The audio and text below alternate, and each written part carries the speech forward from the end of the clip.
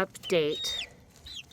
It's after dusk, the first day that the chicks have had a taste of freedom being outside, and they are highly distraught that they have to be penned up overnight, but we don't want to take any chances.